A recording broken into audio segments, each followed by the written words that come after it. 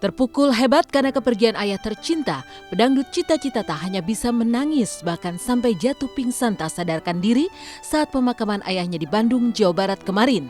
Cita sendiri menerima kabar bahwa Herdi Suwito sang ayah dalam keadaan kritis, yaitu ketika sedang bersiap-siap untuk terbang show ke Pontianak, Kalimantan Barat.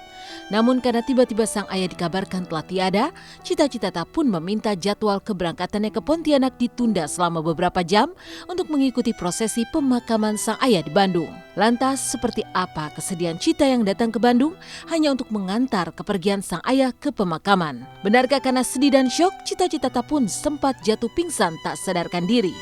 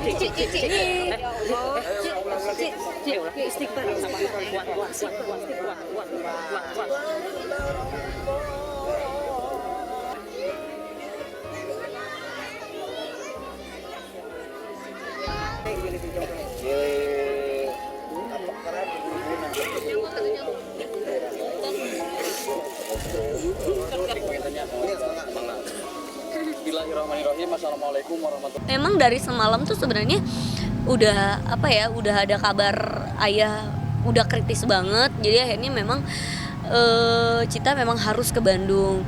Cuma dengan alasan memang Cita ada kerjaan hari ini juga dan itu nggak bisa di cancel. Akhirnya Cita pending juga. Tapi tadi jam 11 siang akhirnya Cita dikabarin kalau ayah meninggal, udah nggak ada. Jadi akhirnya ya mau nggak mau Cita langsung telepon patwal. Akhirnya Cita pergi ke Bandung, Cita maksain. Dan namanya seorang anak ya, melihat ayahnya meninggal udah nggak peduli lah gitu apa aja gitu, misalkan beban yang ada di pikiran udah pergi aja deh pokoknya gitu.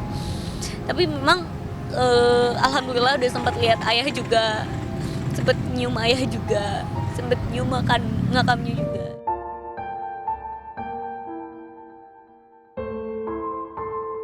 Meski tak sempat menemani sang ayah ketika saat-saat kritis hingga kepergiannya, Cita Citata pun ternyata hanya bisa datang ke Bandung untuk mengikuti acara pemakaman.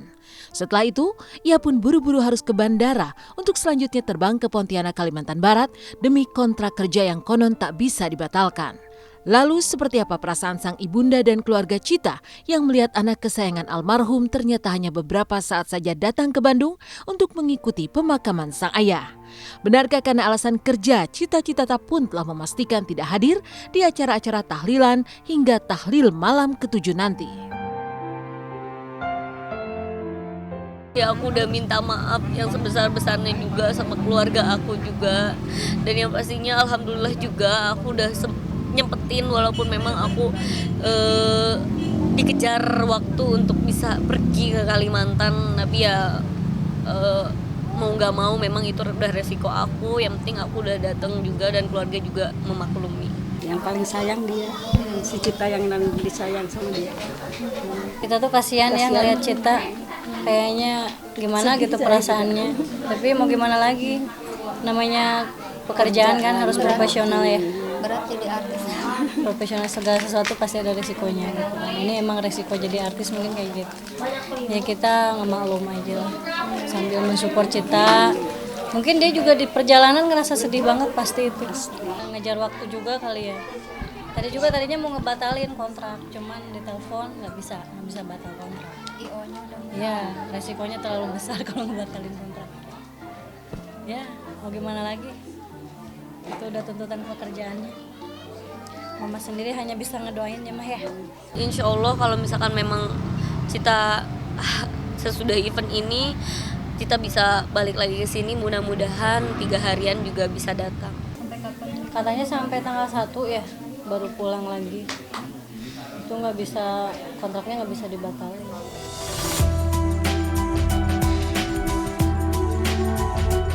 Sejak dipeluk sukses dan popularitas, Cita memang jarang memiliki waktu untuk keluarga.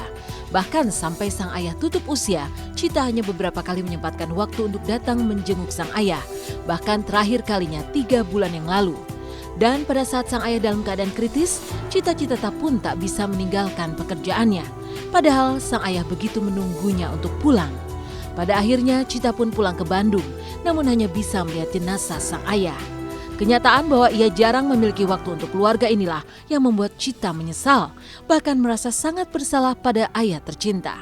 Apalagi saat menghadapi sakratul maut, sang ayah yang menunggu kepulangan Cita ternyata hanya bisa berkomunikasi dengan anak bungsu yang paling disayangnya itu lewat video call. Aku nyeselnya terakhir aku nggak bisa lihat ayah. Terus aku lihat ayah cuma dari FaceTime aja dan dia tuh nungguin aku, ayah tuh nungguin aku. Maksudnya dari sakaratul mautnya itu dia nungguin aku gitu.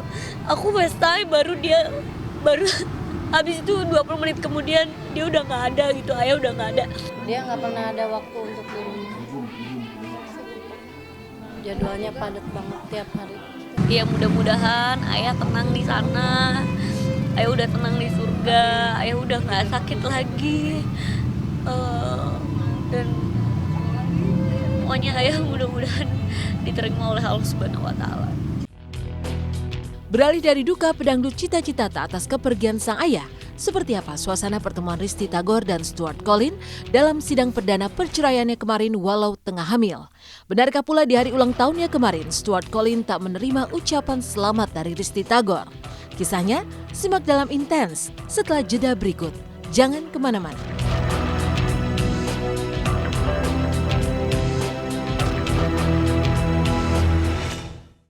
Dari kisah Cita-Citata, inilah pertemuan pertama kali Stuart Collin dan Risty Tagor dalam sidang perdana perceraian mereka.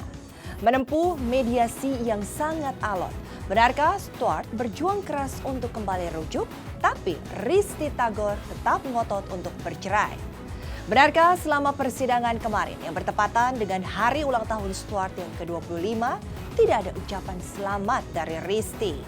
Benarkah pula Risty yang tengah mengandung buah hati Stuart menolak untuk dielus perutnya oleh Stuart?